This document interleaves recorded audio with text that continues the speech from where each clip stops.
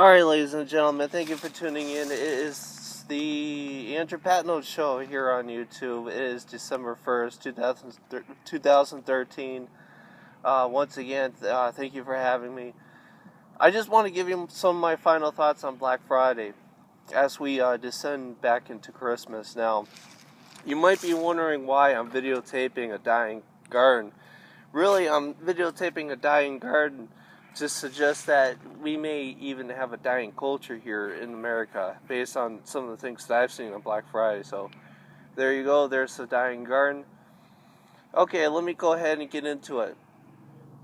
Now, many of you are aware of spiritual entities. You know, you might have some positive spiritual entities. You'll have some negative spiritual entities. What I believe is going on in Black Friday is that there are works of the devil that are driving people to behave not as human beings but as animals during this time of year.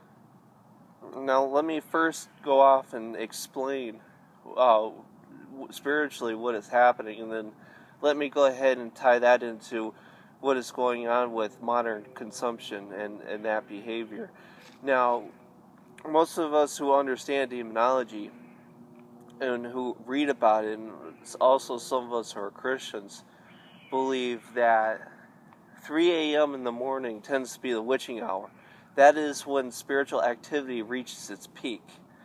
So therefore, if you're at home, or if you're somewhere right around that time period, that's when you'll be most affected by these spiritual entities, whether they're positive or negative. Now, here's the situation. Also, to explain the 3 a.m. phenomenon, that's also an explanation of the devil trying to,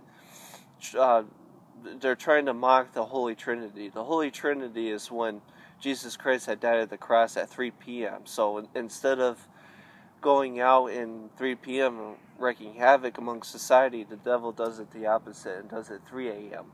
So that, of course, that's where spirituality reaches its peak, from the next dimension to this dimension.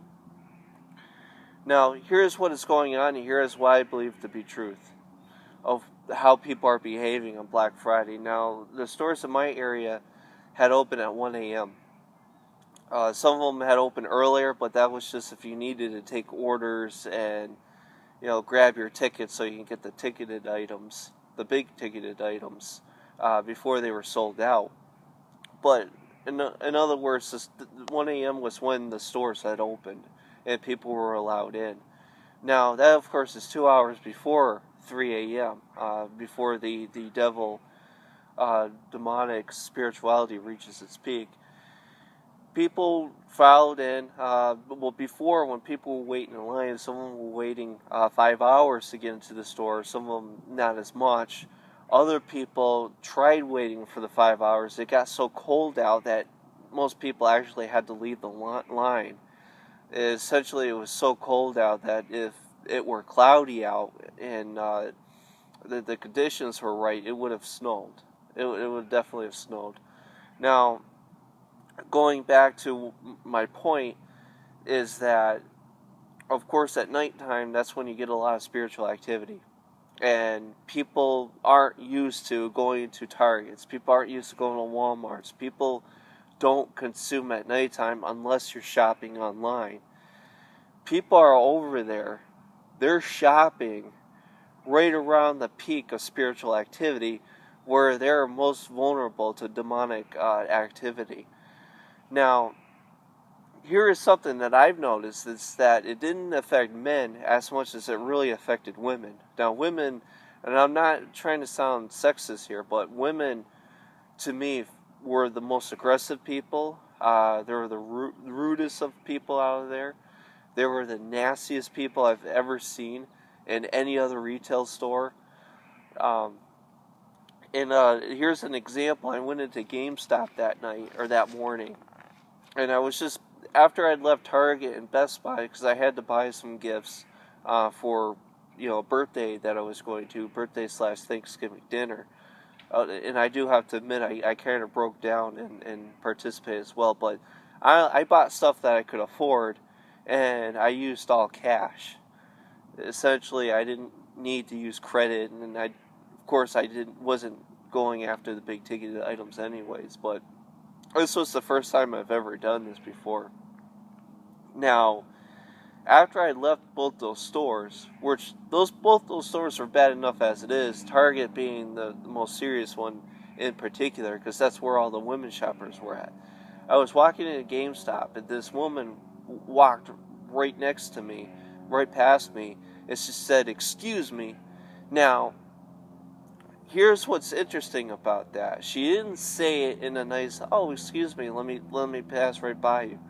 She said it in a very rude, malicious way. I wish I had gotten videotape of this, but I ran out of battery power in doing so. Videotaping 5 hours before the opening of the doors. When she had said that, she sounded very feminine, but she was very rude and very nasty. And it almost sounded like, the way she said it, that she had another being within her, talking within her. And it almost seemed like that, looking at some of the other women that were in the store, they were being driven by some sort of entity. Here's the gist of my point.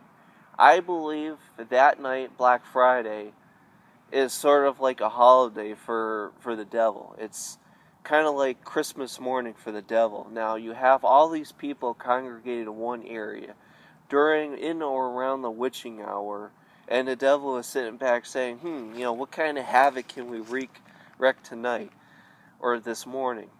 And now, as you noticed, from watching some of my footage, it wasn't quite as crazy as it was in some of the other stores around the country. And you notice a lot of the violence had taken place in D.C. stores, Washington, D.C.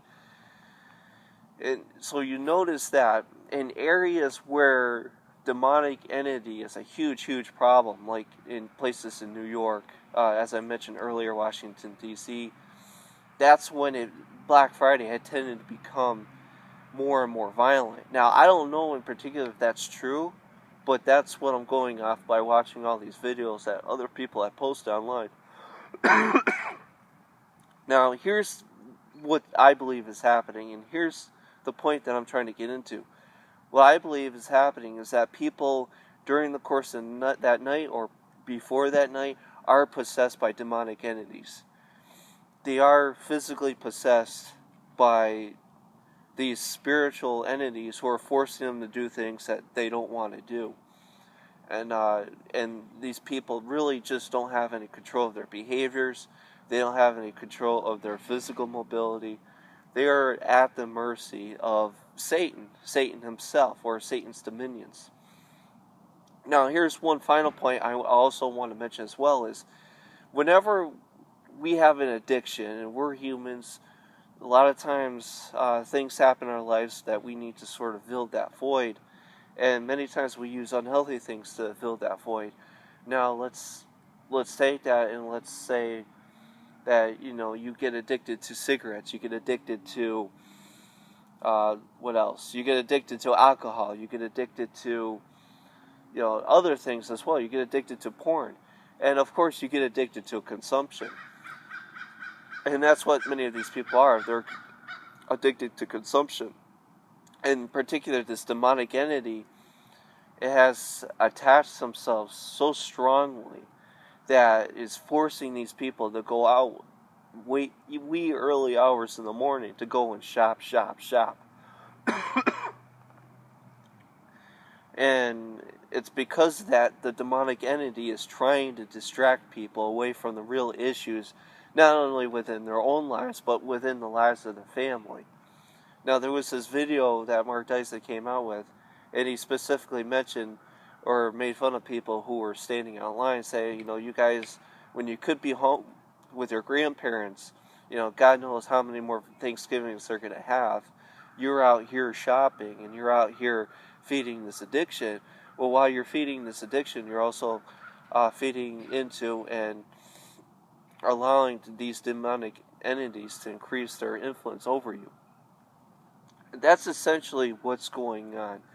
Really, the whole gist of this point is demonic spirituality is really feasting on people during this night.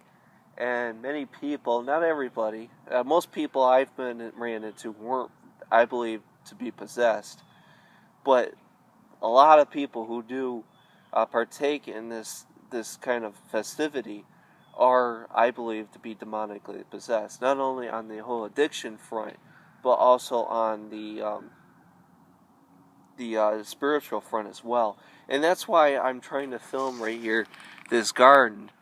I don't know if you can see. I don't know if you can see that, but let me go ahead and give you a closer look.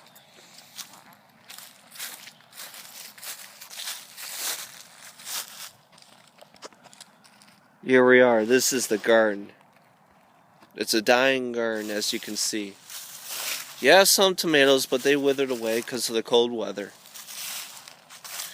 And of course, during the springtime, as it always occurs, these things tend to grow back.